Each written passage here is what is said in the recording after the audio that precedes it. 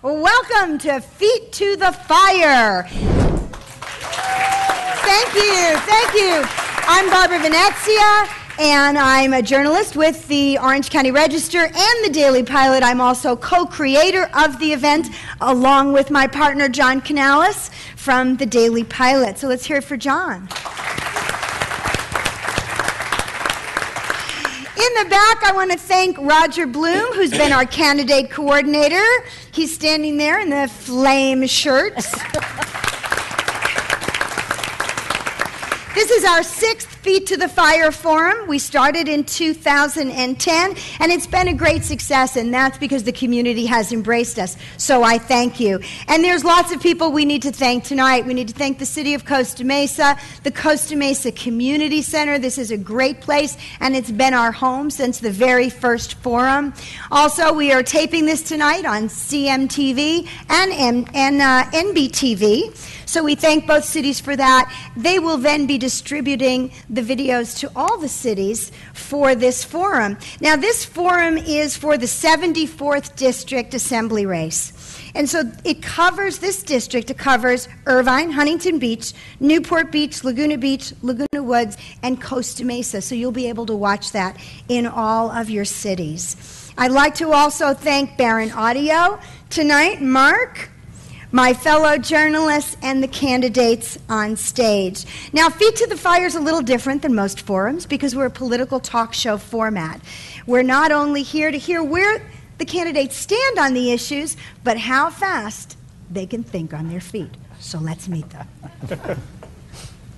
Of course, we've met John Canales from the Daily Pilot. The first candidate sitting here is Emmanuel Petrescu. He's a Republican, an Orange County businessman, and his website is joinemmanuel.com. Our next candidate is Anila Ali. She's a Democrat, middle school teacher, and her website is you're going to have to tell me this website. AnilaAli.com. AnilaAli.com. Okay, thank you.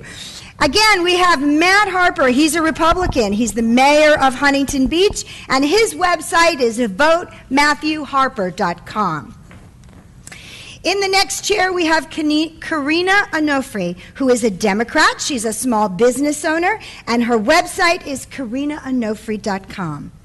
And last but not least, we have Keith Curry. He's a Republican businessman, city council, former mayor of Newport Beach, and his website is curryforassembly.com. Let's hear it for our candidates.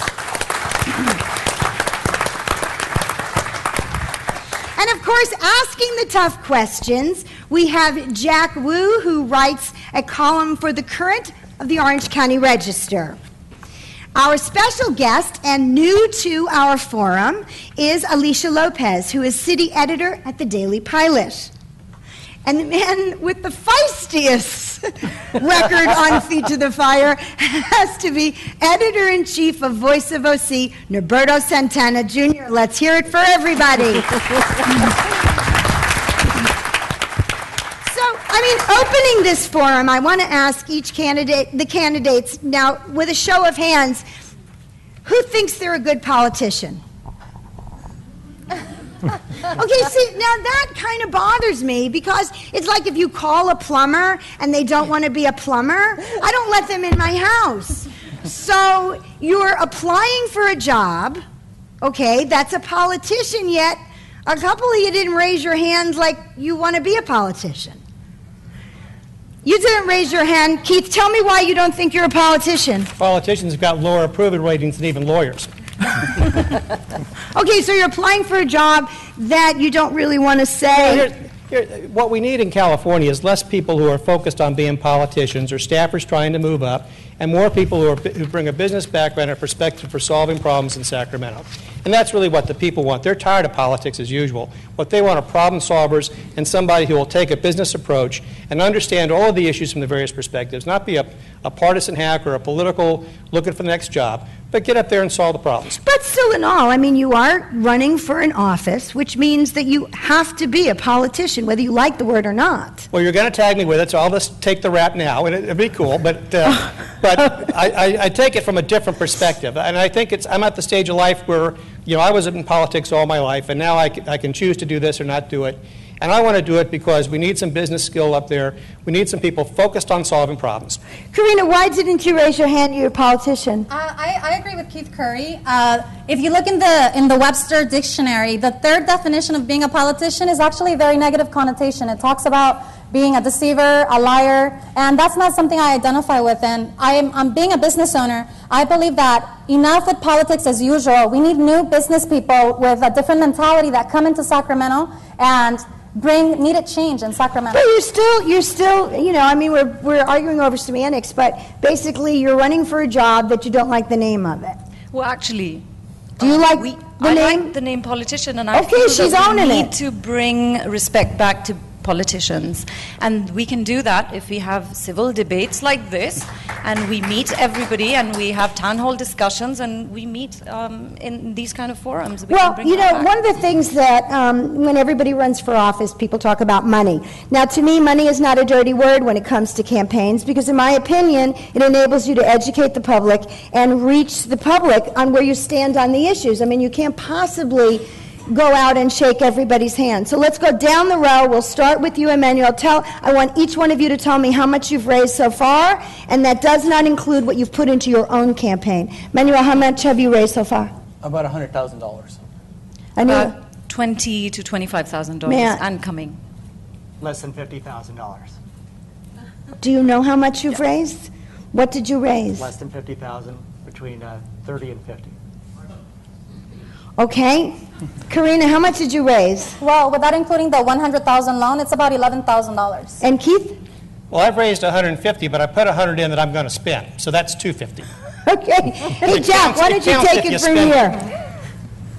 According to the reports that were due on March 17th, the total contributions that most of the people raised, so Matt, you're telling me that you've raised between $24,000 and $44,000 in 1 month? Yes. Okay, that's a lot of money.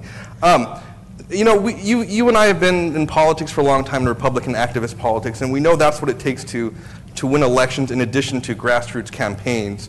How much money do you actually have on hand right now? Let's look at it like that. We can talk about how much we've raised. How much do we have on hand to be able to spend for this? Well, I'll tell you what, in terms of measuring in terms of people's treasuries, I don't have a figure on how much there currently is cash on hand, but what I do think is really important is the issues and what people stand on the issues. You can't get your issues out if you have no money. But nevertheless, I think it's most important in terms of a forum like this to be illuminative about what people's positions are on the issues. The mechanics of a campaign will play themselves out, and if this is a runoff between two candidates from June versus November, then we're going to have plenty of time to be able to raise resources for a November runoff. But in terms of putting together what the voters are interested in, I think it's about the issues. So I'd actually prefer that we get to the issues. Well, that is, you cannot get your issues out unless you raise the money. In Newport Beach, for instance, there are candidates that have great issues. But if they're not going to raise or spend any of their own money, it doesn't matter. They're talking to me. I mean, how important is that? They're talking to that water bottle. You have to be able to get the money out to do that. And that's a big part of it. I mean, for all of us that have raised a lot of money that put your own money in, that's a great distinction. Well, Jack, if I could just jump in a little bit there. I think having the ability to raise money is indicative of having community support. I have more than 200 contributors who have given to my money. If in fact Matt's raised $20,000, nobody has given him more than $1,000 because he has to report that every 24 hours and there's nothing on the report. So that is indeed an interesting accomplishment. But I think it speaks to the level of community support that you have, your ability from a broad, and I've had people, Democrats and Republicans, giving me money, from a broad range of perspective of people to demonstrate your support for this office. Roberto, you look like you're biting at the bit to ask a question. Well, one of the things that I'm curious about, Keith, you're one of the most experienced politicians here, or elected officials. You draw, as you said, a whole lifetime in office. The thing that I'm wondering is that what's the point of sending another Republican to Sacramento where there's a supermajority? I mean, what are you really going to get? What can a Republican, just to be more specific, what can a Republican get done in a Democrat-controlled Sacramento? So in some ways, $250,000 to just send another minority Republican up there to bang his head against the wall. You know, what can a Republican accomplish? Maybe not even taking yourself out of the equation, but at this point, is Sacramento so tilted to one side, it's almost a waste of time to send a Republican up there if you want to bring resources back to these areas? Well, first of all, what a Republican can do is can represent this district better and bring resources back to the district, which we haven't been able to do for the last couple of years. So that's number one. Number two, I've been around in politics to watch the big blowouts in '74 and '92 and 2000, whatever it was, to see that things do swing, things change. Republicans will be relevant again. Republicans need to have a message that is relevant to the voters. When you get to 29%, it's time to quit kicking people out of the party and start talking about a Republican Party that speaks to issues like jobs, issues like taxes, issues like making our schools better, that really matter to everybody, Republican and Democrat, throughout our state. Okay, how do you do that? But based on that, shouldn't you run for Republican Party chairman? No, that job is not a good job. But okay, how do you do that then? How do you go out and say, okay, we have to stand by this and stand by that? How are you going to do that from sitting in the 74th Assembly? Emmanuel, why don't you pop in here for a minute? So look, I really think we need to start electing people that are going to represent a broader, more diverse Republican Party. And we can't keep sending people up that say they're conservative but have voted for every tax and fee. In fact, as Keith Curry has voted over 100 fees increases. You can't have people that keep voting for those things, going up to Sacramento and saying we're conservative, because that's why we're losing the vote. But that doesn't matter. You can vote no all day long because the Democrats hold such a supermajority up there. It doesn't matter what you vote yes, no. The other side's going to vote against you every time. Here's what I want to say. We know the reality is the Democrats are going to win. Jerry Brown has a huge backing. He's going to be winning. So we are going to have the Democrats in the majority in Sacramento. So you, as voters, need to choose a candidate who's actually going to get things done for you. If you choose my opponents, nothing will happen. They will sit in an office and they will not be part of the majority. But I can actually get the money back from Sacramento. The high taxes that you've been paying, I can get all that back for you because I will have a seat at the table. I will have a voice. Karina, do you want to pop? I disagree with that. Yeah. Well, I disagree we'll let strongly Matt, with that. and then I want to hear from Karina. Okay. I think that we should not surrender. Republicans should never surrender in the state of California. This is about building, and this is about building towards a majority over time. We can talk about surrendering. We can talk about what's real life. Yeah, but in real life, voter registration. The premise that you have is that why would a Republican even bother to run for state legislature here in California? Right. That's like asking why would a Democrat bother running for county supervisor in Orange County?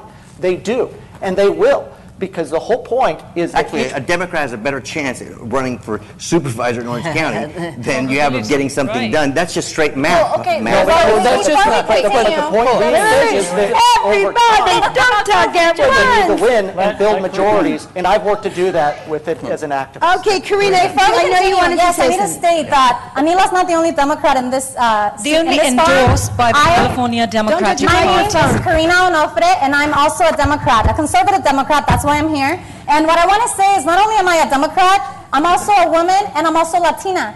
And going to Sacramento as a Democrat, conservative Latina will actually make a big impact. I can get things done because I can actually cross the aisle and work with both parties. Yes, and I can definitely get things done that are beneficial for both conservatives and Democrats in Sacramento. May I You ask were a you a question, Republican up Karina? until the week of filing. When did you become? Okay, wait a second. Jack, you raised a very good point. Repeat that in case people didn't hear that over the thing. Until the week of filing, probably until one day before filing period ended, you were corresponding with the California Young Republican Federation, asking for their endorsement, asking to speak at the state Republican convention, with paperwork saying, you promise your endorsement and investment will be fruitful and ensure you the highest return. And I can tell you the reasons why I switched parties. There's The next actually day. three. The night before. There's The three, night and it before. doesn't matter when it was. The fact is that I switched, and I'm here to stay as a Democrat. Nothing has changed as far as my values. There's several reasons why I switched. One of the reasons is because the Republican Party doesn't respect minorities, and it doesn't respect women, from my experience. I'm a Republican. So that said, Okay, so we got the Chinese guy on the end. So that said, there's several different examples officials, and you can read about them in the OC Register. The last experience that definitely pushed me, I didn't leave the Republican Party. The Republican Party left me. I still have the same conservative values. According to your application to the California Young Republican Federation to earn their endorsement, which you signed, 4 days before you changed? Well, yeah, and when I said... Wait, I want to hear Jack. I want to hear Jack. Jack, tell me, what does it say? Well, okay, one of the things that you wrote was that you intend to aggressively sponsor California Young Republican Federation and college Republicans because it's the youth. And now, you're a Democrat now. Are you not intending to support these people anymore?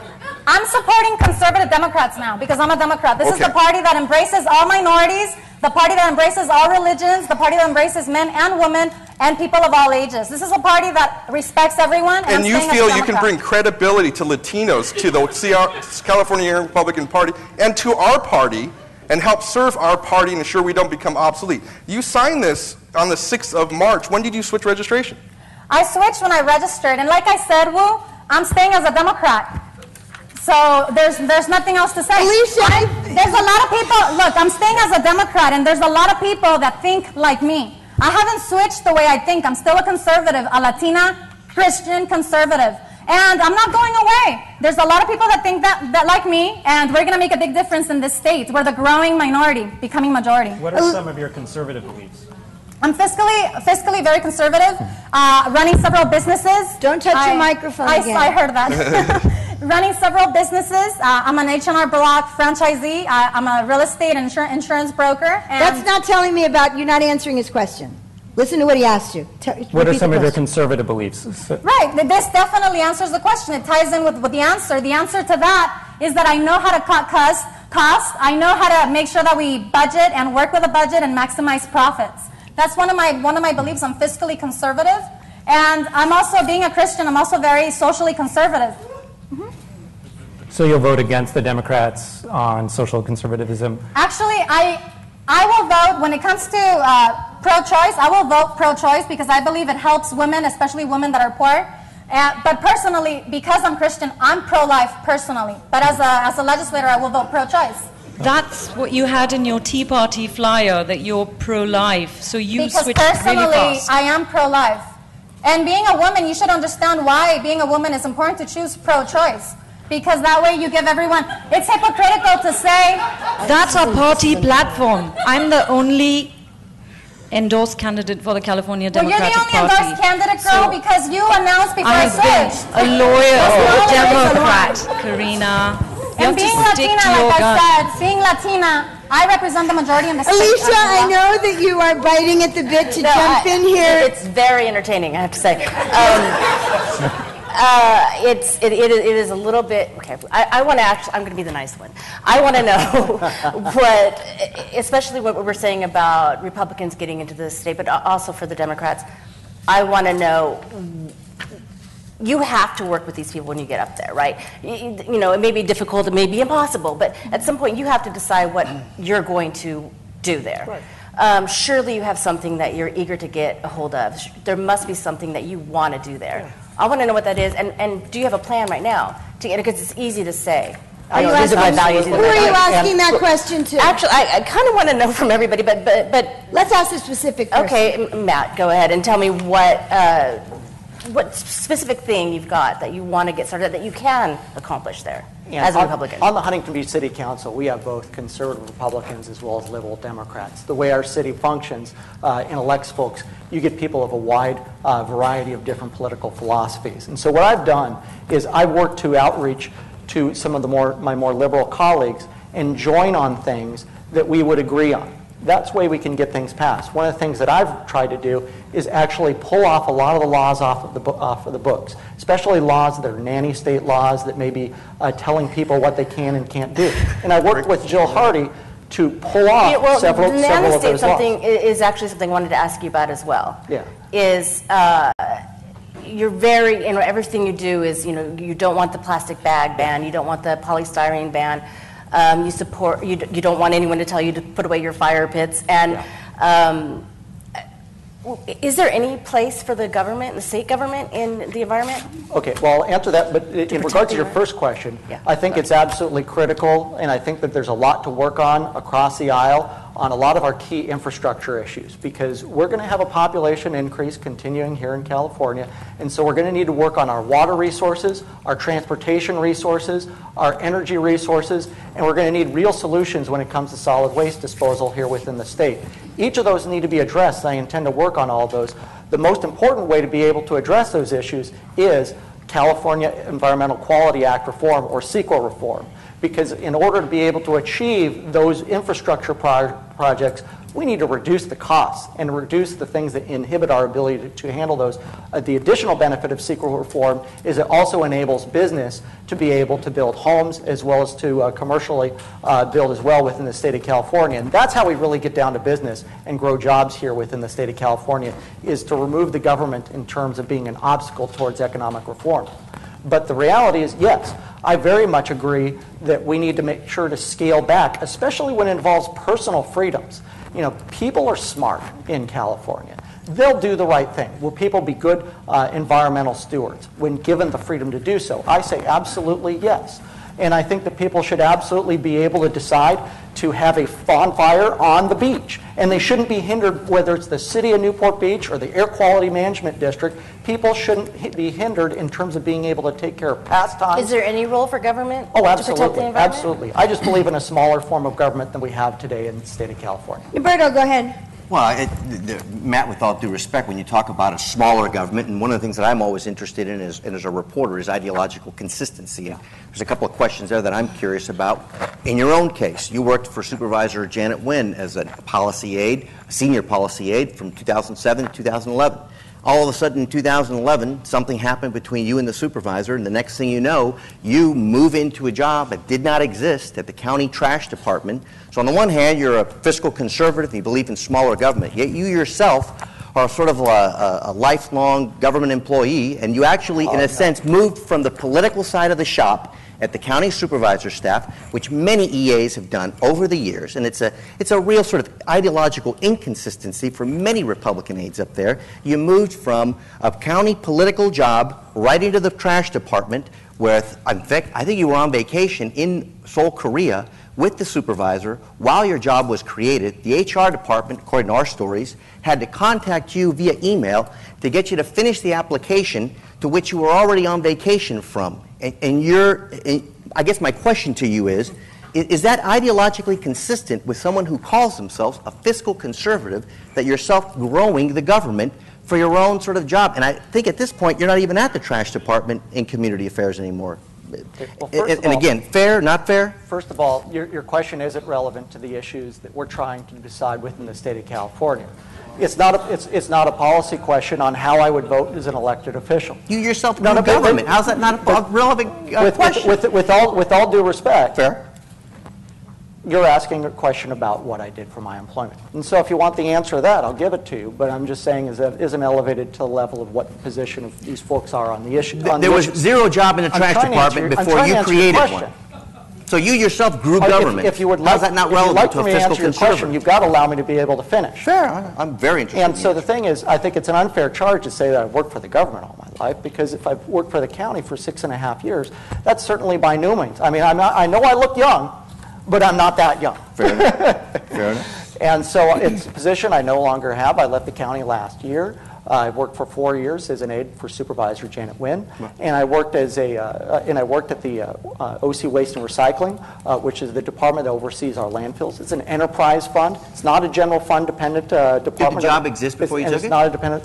And duties in which that I had are duties that you have to take care of within the Orange County Waste and Recycling, and continue to have to be taken care of today, even with me no longer working for the county.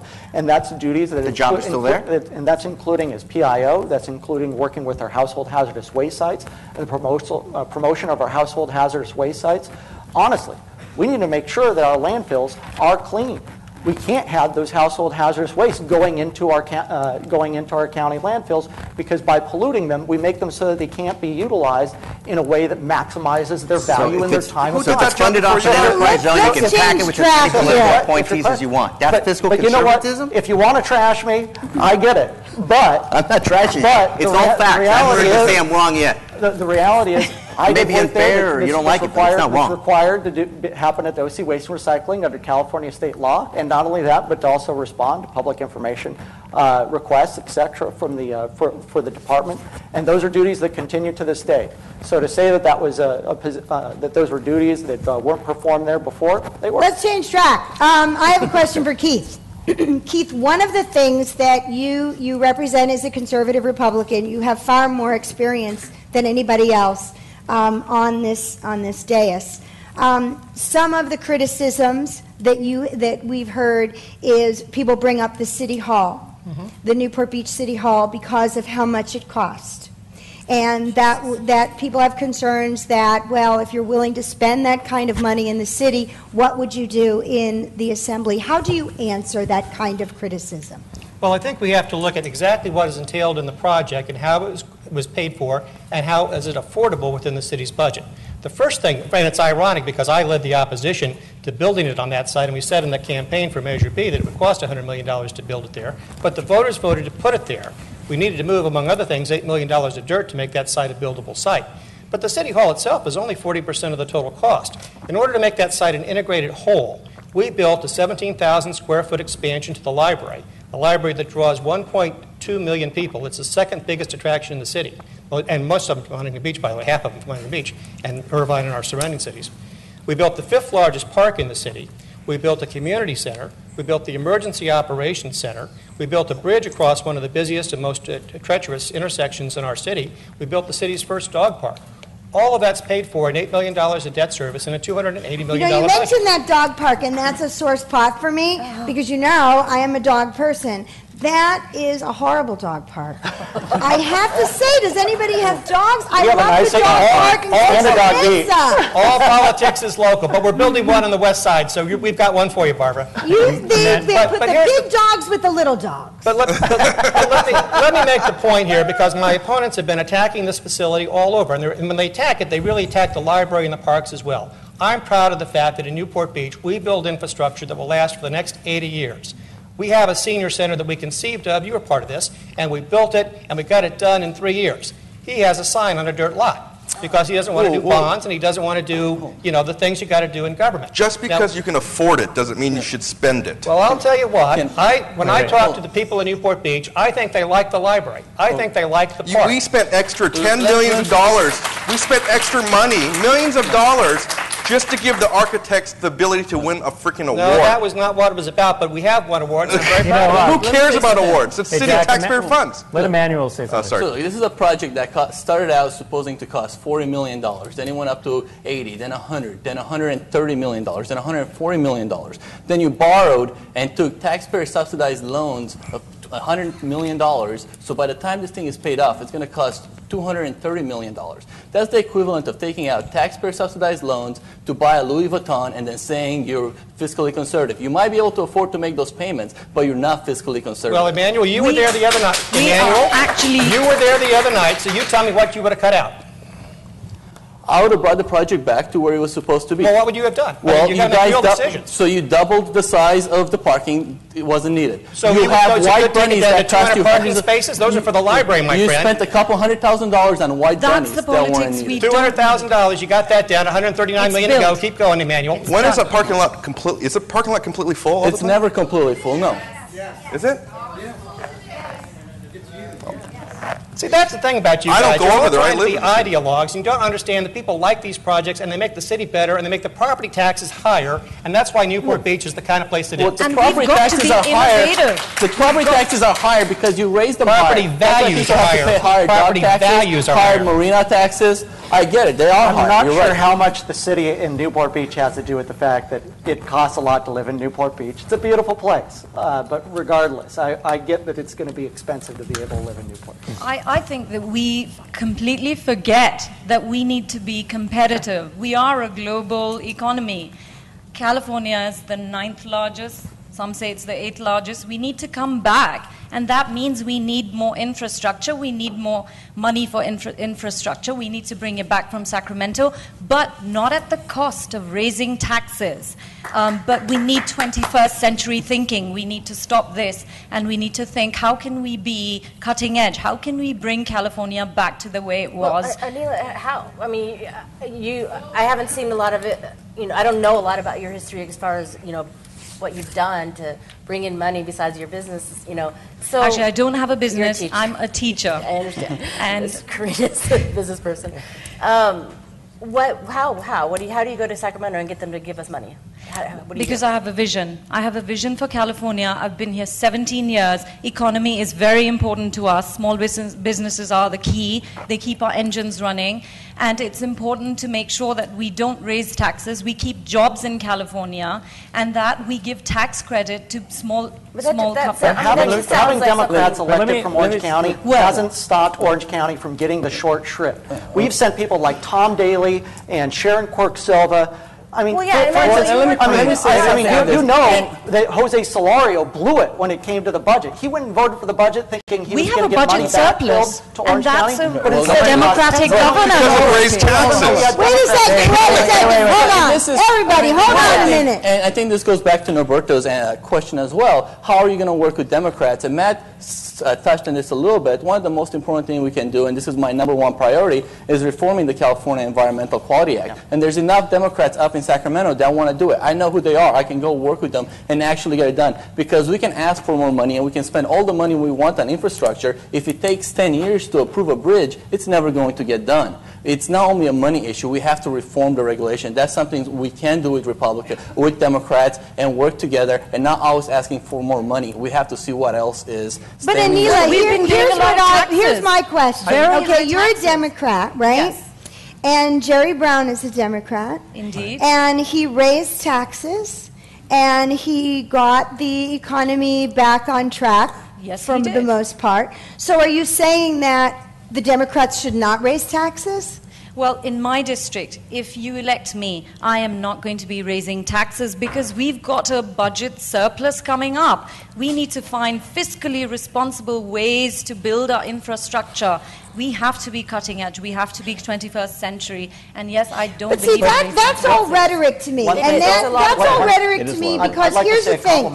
Okay, you're a teacher, and Karina is a businesswoman. You guys have never held public office. Okay, the normal thing would be you start with city council, as several of you guys have on stage, and then you kind of grow from there. You get your feet wet at city council, and then you start to come up through the ranks so that you get to understand how the machine works, basically. So you have not done that, and neither have you. But I believe this is the reason why it's better. Anila, and your party has endorsed you. Yes, and why do you think that you are qualified to do that when you haven't been part of the machine?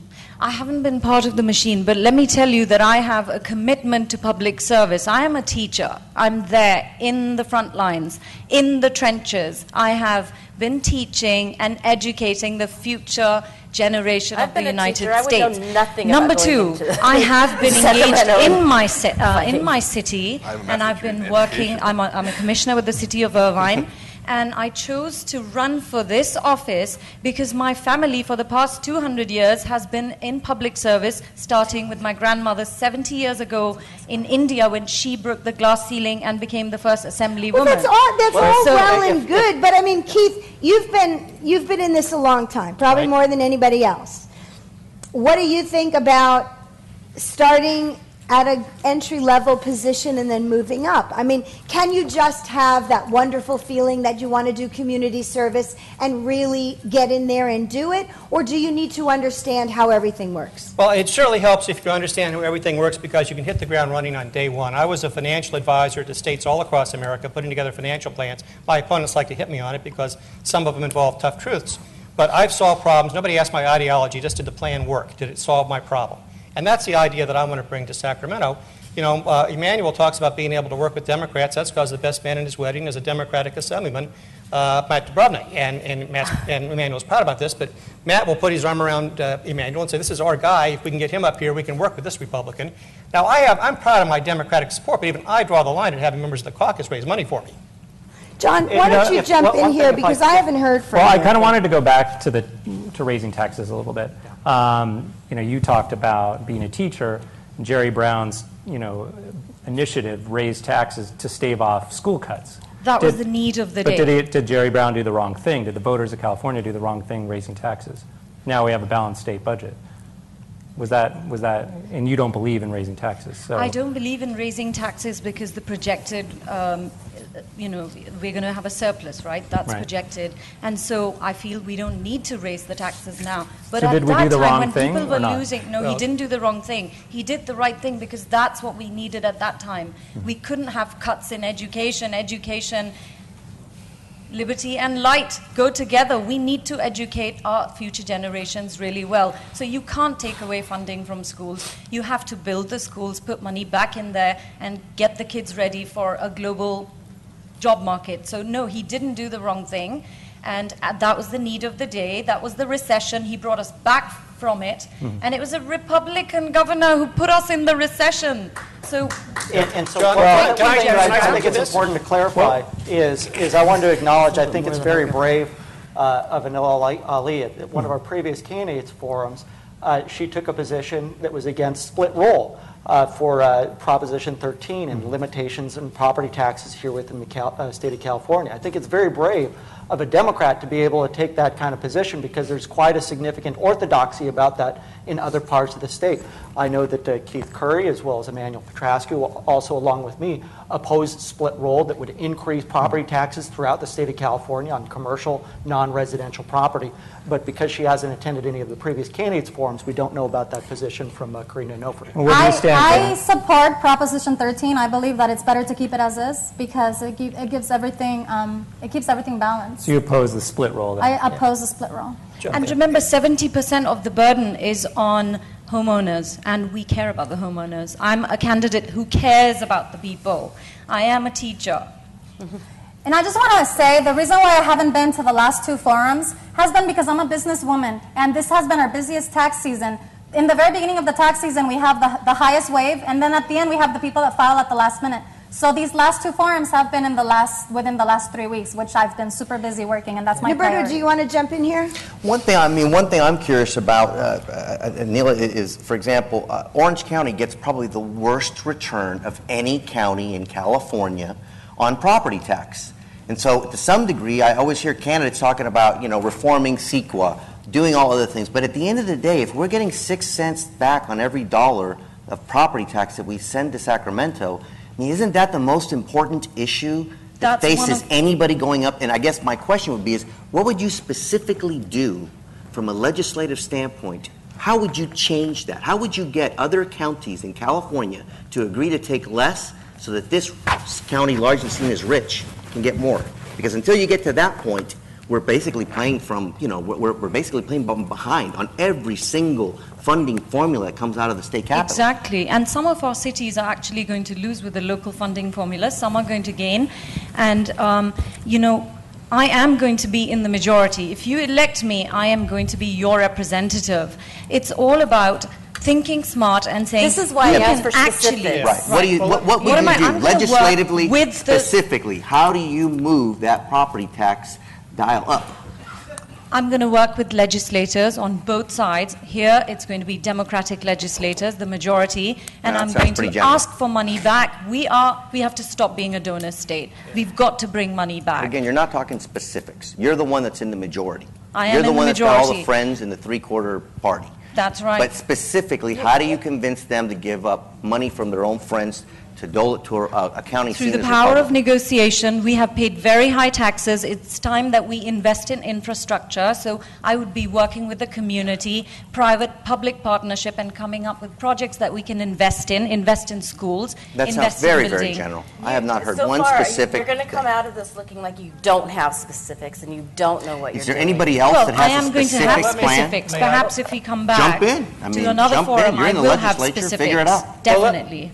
If I could, Norberto, and Marion Bergeson is here. This stems from back in the 1970s, right after Proposition 13, where Willie Brown fixed a funding formula, and the funding formula benefited cities and counties. So San Francisco got more, Los Angeles got more, Oakland got more.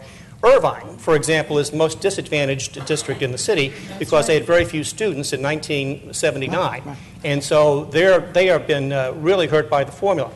Now, there's other places in Orange County. Santa Ana, for example, is the 5th most impacted and dense city in America.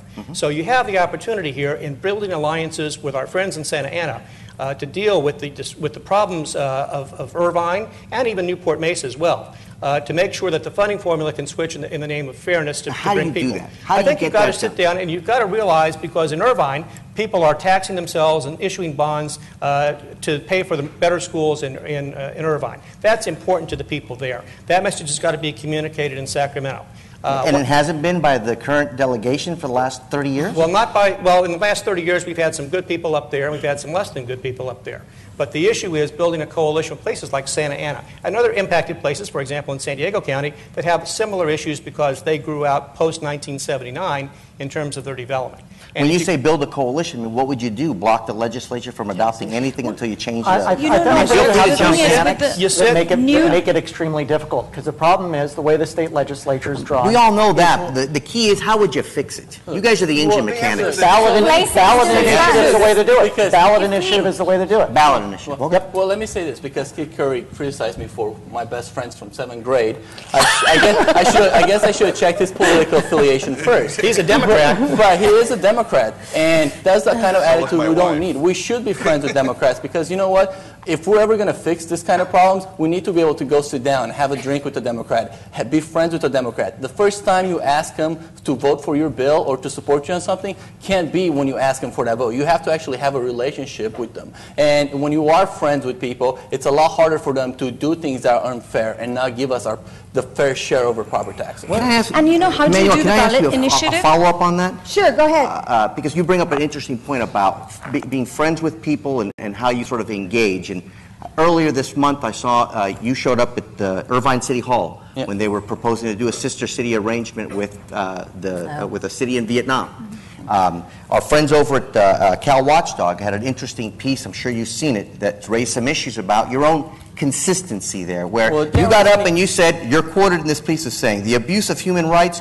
should not be tolerated anywhere in the world. You're yourself a Romanian refugee from a communist state. However, at the same time, your boss, Travis Allen, jumps on a junket, goes to China, and talks to them with the Ministry of Science and Information. So I'm curious, what's the difference between a Chinese communist and a Vietnamese communist, and how do you see the consistency there in terms of human rights? So about that part, you're going to have to ask Assemblyman Allen. But he has been consistent. You're his district director, right? Do you support what he did? He's been consistent in pushing for more international trade. For me, with communist regimes? For me personally, there is no difference between communists. I believe we should stand up for human rights if it's in China and Vietnam. Look, I experienced communist oppression, and I don't want anybody else to experience what I did. When I was 5, I woke up in the middle of the night, and the secret police were in my house looking through my family stuff. I don't want to see But you work for an assembly member now who goes to China and is shaking hands with Chinese communists doing deals. Do you think that's correct? I mean, is that good business in your mind? Is it different? You'll have to ask him about why he's... Do you support what he did? You support the difference there. And again, some people might say engagement is a good thing. It's not what I would do. But again, China has, that relationship might be too far along. It's not something we can actually, our trade relationship with China is not something we can move back. So it depends on where you're looking from. How do you deal with that? I would do because as you said, we are friends with the Chinese, but we have very different opinions about human rights. What's your sense about that? Do you engage them? Do you have a shutdown strategy for Vietnam but not for China? I would have a very hard time engaging with anybody that is engaged in human rights violations like the way China is or Vietnam or any other country that is doing that. Jack, you want to jump Cuba, in? for instance, as well. I think people were there just because they wanted to express their opinions about a strong feeling that they had. So I respect that, and that's what's great about our democracy, that you can express your feelings. It was taken off before. It was not an agenda item, and I think the councilman realized that he had hurt the feelings of the people, and he took it off. But, you know, I do believe in people-to-people diplomacy, and that's what the president is doing, even right now in Ukraine. That's what he's doing. And All right, let's take you off of that for a second. All right. All right, we talk about the realistic. Okay, let's talk about inside baseball a little bit and the realism of a Democrat getting elected in this district. What is a Democrat voter registration in this district? It's getting better. What is it right now? Come on. The last time in Irvine, it's actually improving. Irvine, Newport Beach, Costa Mesa, Huntington Beach. It's 29%. 29%. It's increasing. Last time around in the 2012 election, the only one Democrat in the race beat the other Republican in the race, Leslie Dago, by 10 points. Now there are 2 female Democrats running in this race. You can talk about what you want to do all day long, and that's great. How are you actually going to get there? I'm going to get the votes by knocking on doors, going to Democrats and telling them that I'm the only But you're going to split the vote anyway. candidate. And I'm also sending out mailers. I'm also, I have ads going in Laguna Beach. I have a great support network. I have foot soldiers with the Democratic Party of Orange County. You're going to send out mailers with $20,000. I have city council candidates in Newport Beach that have more than that. Let Karina answer that. Actually, it's increasing. You know that I'm fundraising every single day, and that's increasing. And let's not make it about money. Let's talk about You can't win without it. You can't win without it. I agree with you, but my fundraising is increasing. Actually, people are reading about me. They're finding out. I'm getting a lot of good buzz, and I think that people are tired of the same old, and they understand that sometimes you've got to cross party lines and say, this is the better candidate. This candidate cares for us, cares for the seniors, cares for the education, cares for everybody, and we've got to pick that candidate. Let Karina answer that question. I think, the answer was pretty general. I have a more specific answer on how I'm going to win this district. The district is only 29 to 31% Democrat. The other 60% is split between decline to states and Republicans. But what I want to say is there's 60,000 people that are eligible to vote that haven't registered. And these are all Latinos that I'm registering. So this is how I plan to vote. I have an aggressive registration campaign going on, and I plan to get the Latino vote to win this district. It's primarily first-generation Latinos, so they don't have the guidance from the family to know that it's the value of the vote. So you think that people should just vote for you because you're That would not be fair, Latina and Karina, they're to the Latino?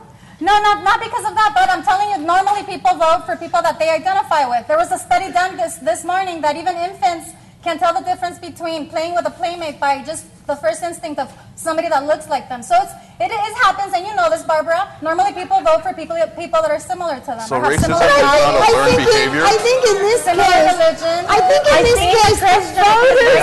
the voters are, basically all of you are vying for a job, okay? This is a job interview. So if I'm interviewing somebody for a job, I want to know their qualifications. I don't care if they look like me or not. There's not a lot of people that are my age with tattoos and leather pants. I'm not sure I would vote for me.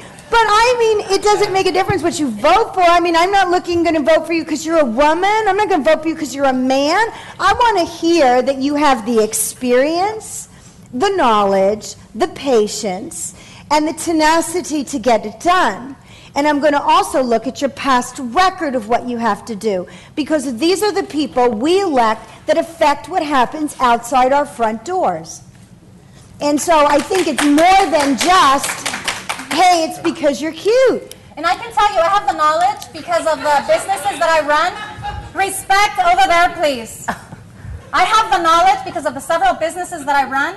I also have the experience because I have 2 bachelors, one in economics, one in political science, so I know what it entails.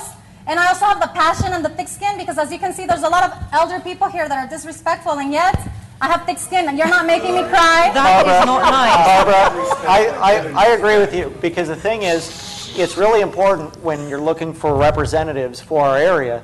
One of the things that you are able to do is look at people's record over time. And people who have served on a school board, like I have for 12 years, or on a city council, like I have for 4 years, you can figure out how they approach the issues on that level of government, and how they operate on behalf of the voters and the taxpayers over that period of time. But by the same token, Matt, you have served on a council and you have had made decisions that some people would say, you know what, I don't agree with that. Like the seniors. So I mean, it's a double-edged sword. We have folks, that have worked to, get elected to other positions. Some have been successful, some have been not. Karina had run for Santa Ana City Council, and Emmanuel had run for Laguna Beach City Council. But the reality is once you have that position, whether it's Keith or myself, you can evaluate much better because you have seen how people operate on a long-term basis. People can't make up their position according to what's popular for that particular year. And that can happen when you don't have a long-term I want to know actually from Emmanuel, because I feel like I've gotten to know Karina and Ali a little bit. So I want to know from Emmanuel, because your experience with Travis Allen kind of paints you like, he's bringing up things that Travis Allen does. What do you do? What do you want? What is your goal? How are you different from Travis Allen? Well, I don't know how necessarily I'm different from Travis Allen, but I am running because I believe in having smaller government. I believe we need, as Republicans, to do a better job of communicating a message and not just voting no. I think we're best when we have a message. In '94, when we won the House and the Senate, it was because we had the contract with America. We can't just keep saying no and pointing out what the other side is doing wrong. If we could, then we'd have Republicans in running Detroit and Chicago and other cities. We really need to. Well, what have you learned from Travis's experience? Working with him, and I mean, you're well, right there. So first, I have a long history working in politics. I own a consulting business, and I also worked for Senator Harman before. I've ran many campaigns, and I ran Travis's campaign. So I have the political experience. And one of the things that I have learned having worked for Travis is that there really is opportunity in Sacramento right now with the new 12-year terms. Both sides of the aisle, I think, on the Republican side and on the Democrat side, the new members that don't have that history of negativity do want to work together and really get some things done. And I want to be part of that. I really do believe that we can move California forward if we work together. I wanted to say something. You hit on two things that made me think. One is you said you can't just be the party of no, and then earlier you said that Republicans need to sit down with Democrats, have a drink, and help get them to support their legislation. So I want to ask the Republicans here, what's one piece of legislation that you could get Democrats to vote for? A supermajority. Yeah. Well, I already answered that. I believe that the California Environmental Quality Act, I think their votes are there on both sides of the aisle to get What's that done. something you would introduce? Something that you would come up with that a supermajority of Democrats would support? Well, you don't need a supermajority. You need to count to 41, so you need to get about 15 of them. But one of the things we want to do is make sure that we're fully funding our parks at Crystal Cove and doing things here in the district, Crystal Cove and Bolsa Chica, the Huntington Wetlands, and in Newport Harbor, where the state is not taking care of its responsibilities. Next, we need to form a coalition with others who are similarly disadvantaged and look at our school funding formulas, particularly in Irvine, but also you can bring in Santa Ana and other places that have been disadvantaged, and I think you can build a coalition there. What's an example of a bill? I think that one thing that's clearly different between an answer that you'd have here is if it doesn't pass, I would work to reintroduce AB 1102, which is a Travis Allen bill that would protect our beach bonfire rings. And you know what? Keith Curry would vote against that. Yes, he would. Well, let's talk about that. Let Keith answer. Would you vote against that? Well, here it depends on how it's written, but here's the issue on bonfires. I believe that every city should make its own decision for fire rings. You want to take them out? 600 in Irvine, in Huntington Beach. If they want to have 600 or 6,000, that's fine with me. They don't have any on the city beaches in Laguna Beach, where Emmanuel raises his son, and that's fine with me too. That's Keith Curry code for I want to take out the beach bonfire rings at Cornell Marsh State Beach. We have 60. We proposed 30. Because it does, in fact, scientifically pose a health issue to some people. We also want to bring in new bonfire rings that would be gas done for bigger crowds. Now, here's what my opponents want to do. They want to take the authority for that decision away from locally elected officials accountable to the voters and give it to state bureaucrats. I'm opposed to that, whether it's the AQMD or the Coastal Commission. The way the law is currently written, by the way, the curfew, we have a 10 p.m. curfew on our beach.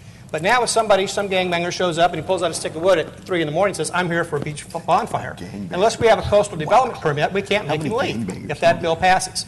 That's why giving authority to state bureaucrats is never a good idea. The state took the authority for massage parlors. The reality is, state took Keith the Curry authority- voted to take them out in the city of He Newport said a Beach, and lot he wants there, to so protect their ability in Newport Beach to keep those beach bonfire rings operating. Let me just answer. First of all, there are beach bonfires in Laguna Beach and the county beach, which is closer to my house. And I'm glad to say that last weekend, my 2-year-old son and I went and had our first bonfire.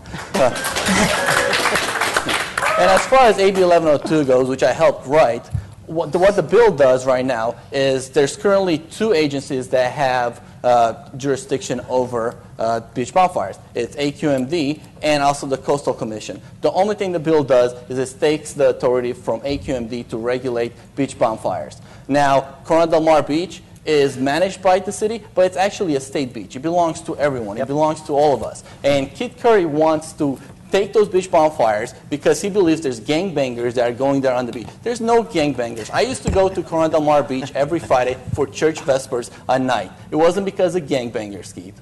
How about the Democrats? Where do you stand on I want to tell you that my son has enjoyed many years of bonfire nights at the beach. And so, you know, we've got to think about probably a solution that we can please the environmentalists and the people who are opposed to the, who are for the fire pits. It is a part of our culture, okay, roasting marshmallows. My kids have enjoyed that, so I believe that we can find a solution, perhaps gas bonfires. So it sounds like you support Newport Beach's that. position, basically. Right. So you're Because in the agreement. beach is everybody's. It's open to Karina, why don't you everybody. close with giving us your opinion on the bonfires? Well, I love bonfire pits. I think they're part of the California culture. However, I believe that the less government regulation, the better. However, it also depends on the cities. It should be each city that decides how they want to deal with the bonfire issue. I believe that in the case of Newport Beach, the reason why property values are so high is because they know how to regulate their beaches also. And I think that it depends on every beach. Huntington Beach, if the members of the residents of the city want more bonfires, then by all means have more bonfires. If the members of Newport Beach want less, then represent the members of that city and have less bonfires. Okay, well, we're at the 8 o'clock hour. Let me, before we get off of bonfires, because my opponents here like to misrepresent this issue and make it look like I'm opposed to all bonfires.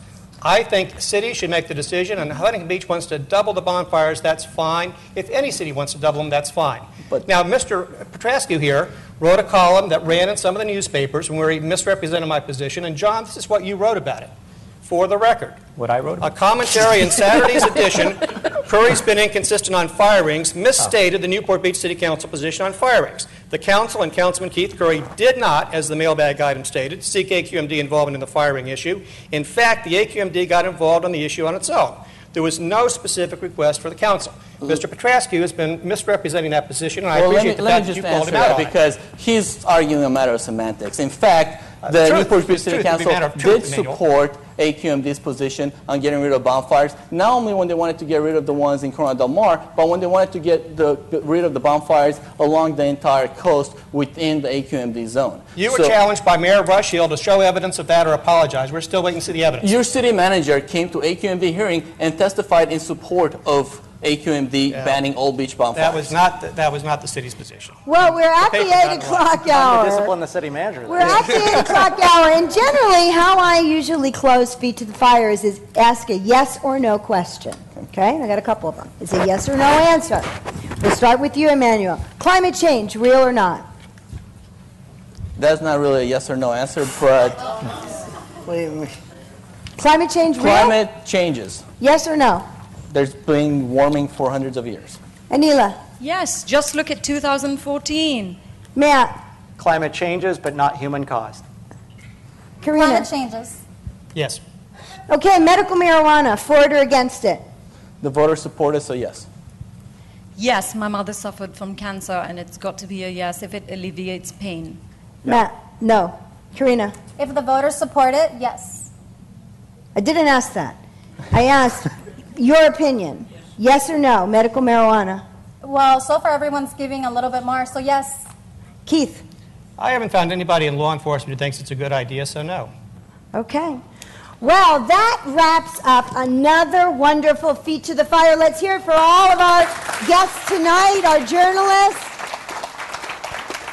We're at the 8 o'clock hour. Thank you again for coming to Feet to the Fire. Thank the City of Costa Mesa and the Costa Mesa Community Center. We hope that you enjoyed yourself, and we'll be back on April 28th to talk to candidates from the 2nd District Supervisors.